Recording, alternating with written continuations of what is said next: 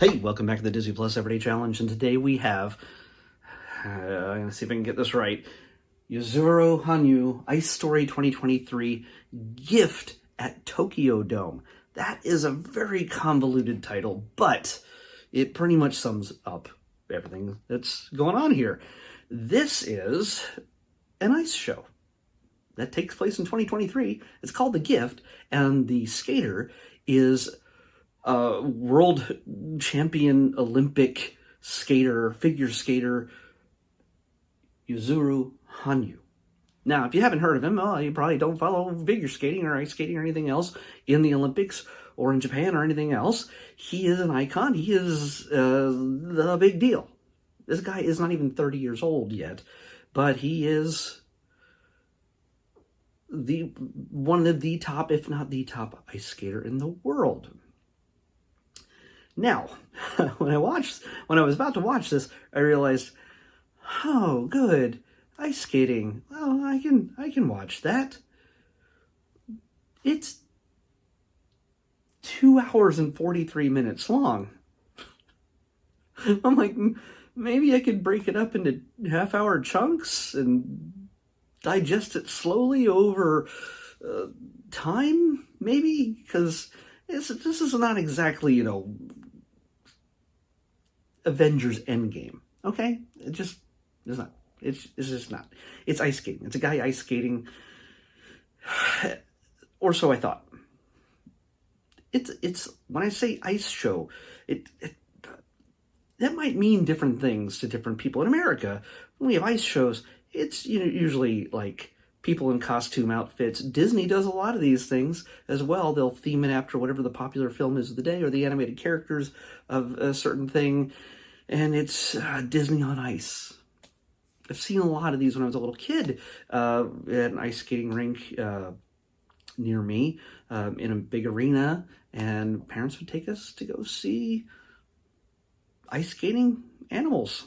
Well, people in animal costumes, and then you'd have like a really high class, like top of the line duo doing, axles and flips and twists, and I don't know what the terms are, but they were fantastic skaters. This guy blows them all away.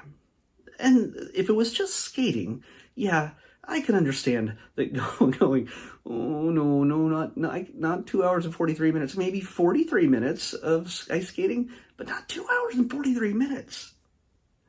Again, I was wrong. There is so much more to this. It is a multimedia presentation. It is in the Tokyo Dome. I don't know how big the Tokyo Dome is, but it's pretty big. In fact, it's the first time an ice show has ever been performed in the Tokyo Dome. From looking at the cavernous space, I don't know what they put there. It's not like they're playing American football. Basketball? No, probably not. Concerts? Sure. Probably big concerts happen in that place. All the big bands probably play there. But this space that he takes up, it's a big ice skating rink in the middle of this floor. And around it is other things that are just, you don't know what they are at the beginning, but it seems like it's a really big extra radius that blocks off access to any people watching it, because then there's another even emptier space that goes all the way to the seating areas that are, stadium seating, and that's where the people are. It just seems like a big cavernous empty space where nothing is until the show starts. I'm not going to spoil everything for you, but this is strong on music. It's the Tokyo Philharmonic. There's another orchestra, but with some more modern instruments, a drummer, an electric guitar, that comes into play later, and a number of other things all mixed in. So it has two orchestras, one full, one pretty full. There are dancers that in that outer area around the rink are on platforms that light up and are actually they're also screens. And in fact, the backdrop of what where the ice skating rink is, that's also a massive screen that sometimes splits apart and then has also two hands on either side of it, two gigantic hands that are over top each of the orchestras that are on the sides. And the first time you see him, he arrives as a phoenix. Yes, suddenly these screens light up, and there's this man standing sort of suspended in this flamboyant outfit, just surrounded by fire, digital fire. It's a pretty, the guy knows how to make an entrance. It's pretty fantastic. And then he descends onto the ice and just skates his heart out. And there's a lot of sequences there that you're just like, nobody's skating. And again, it's just him. Other than the people that populate the little platforms that light up around the edges and the orchestras, he's the only skater. He's not duetting with anybody. There's not hordes of other people skating. It's him. He's making all the lines in the ice. He is skating. That's it. Yuzuru Hanyu. And holy cow, the guy knows how to cut the ice up. There's no Zamboni to clean that stuff up, but maybe there is when these video screens are showing really artistic photography and artwork, and him doing spoken word, not necessarily poetry, but talking about life and philosophizing and dreaming, and it's all over the place. There's a lot of stuff going on in these video sequences. Some of them run 10 minutes long. And honestly, it gives him time to go change costumes for the next sequence in which he ice skates. And each time he skates to something, it's a little bit different. You can actually, even me, who does not know a thing about figure skating, knows that each of these sequences were performed in a different way. I'm a hockey skater. I can skate. I know how to skate on blades for hockey. I'm not good at it. I'm not a hockey player today. I haven't been on skates in possibly decades, but I know how to move. And this guy is insane. It moves from all different types of music.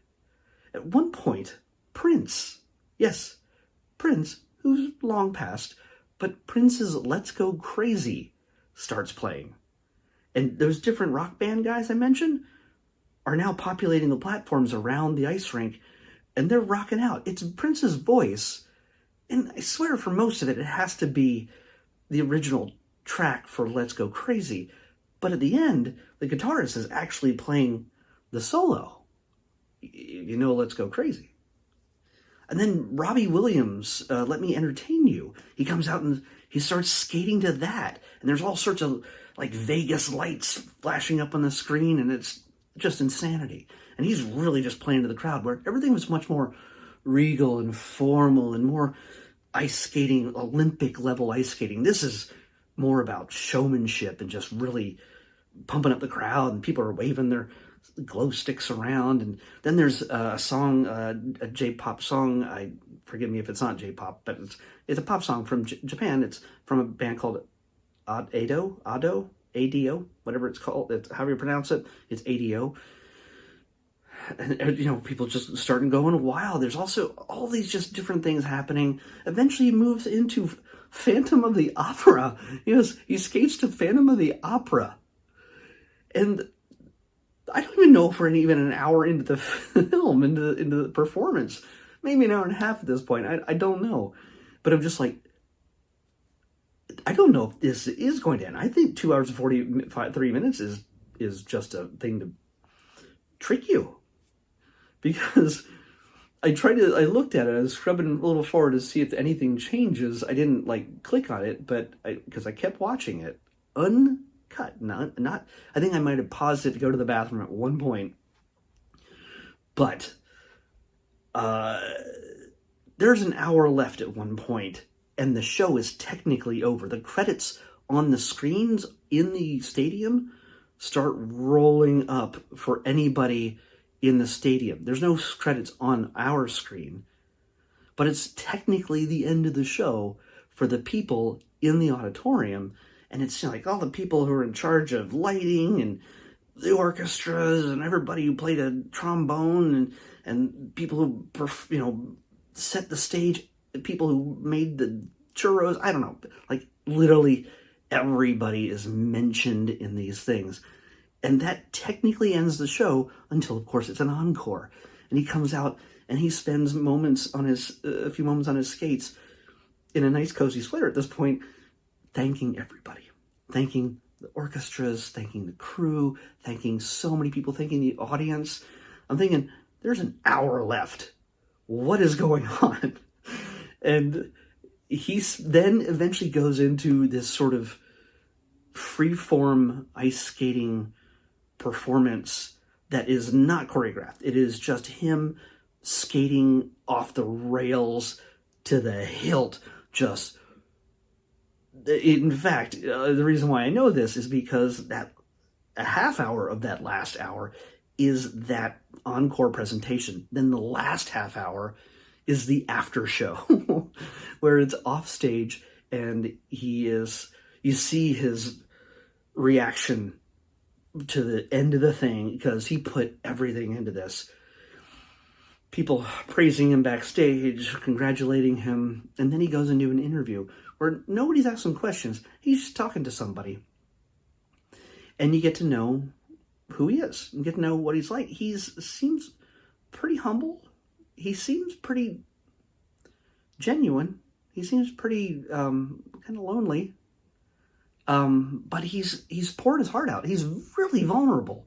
Not just in the stuff he says during the performance on his pre-recorded video sequences between his performances on the ice, but at the very end, he's being interviewed and he's talking about his dreams and the possibilities and choices he's made, and it's in some ways kind of heartbreaking, in other ways sweet. He's funny.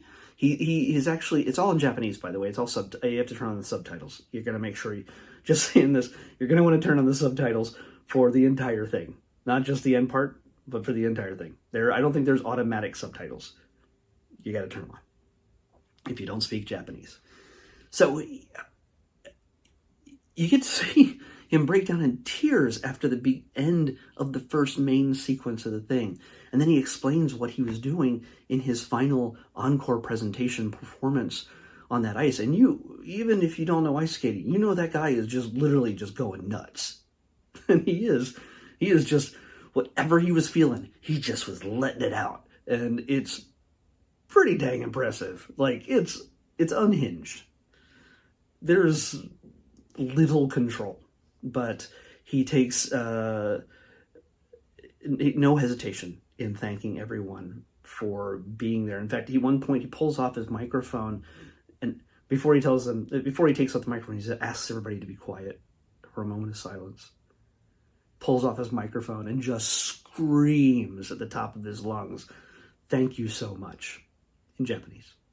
And yeah, it's pretty impressive. I did not think I would find anything redeeming about this. At times I thought, when this started up, I was like, do I just watch like a half an hour and then just say I watched the whole thing? I haven't done that before. Do I just fast forward to interesting looking bits and say I watch it? Because 2 hours and 43 minutes is an investment in time. I'm not getting that back. I'm not that young anymore. This guy is. He is. He's 29 years old. Yeah. If you're at all into ice skating, figure skating, Olympic level figure skating, and also, I mean, I enjoy these kind of things, even when it comes to like a live concert band thing, like I put on Hannah Montana or like whatever these other Billie Eilish and things like that. Like her Hollywood Bowl concert that pretty much was recorded during the pandemic to nobody at the Hollywood Bowl. To me, it's not just about the songs. I love the way the performance is produced, what they do with lighting and sound and just setting and everything else. I love production value, and this is production value out the wazoo. This picture right here says, I'm going to be bored for 2 hours and 43 minutes. Since I don't know who he is. I didn't know who he was. But I was wrong. quickly wrong. If you can appreciate showmanship and stage performance, ice dancing, ice figure skating, and everything else, if you can appreciate that for even 5 minutes, you're going to be transfixed by this.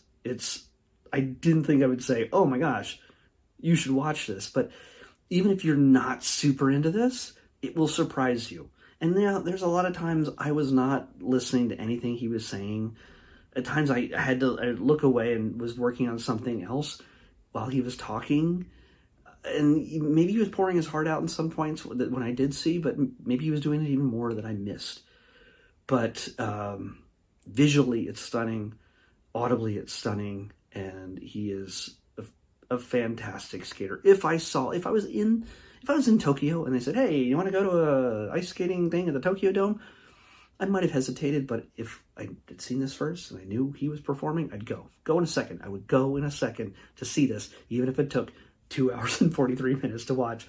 They even include, like, at the end, hey, everybody, follow the instructions when you're leaving, but stay in your seats.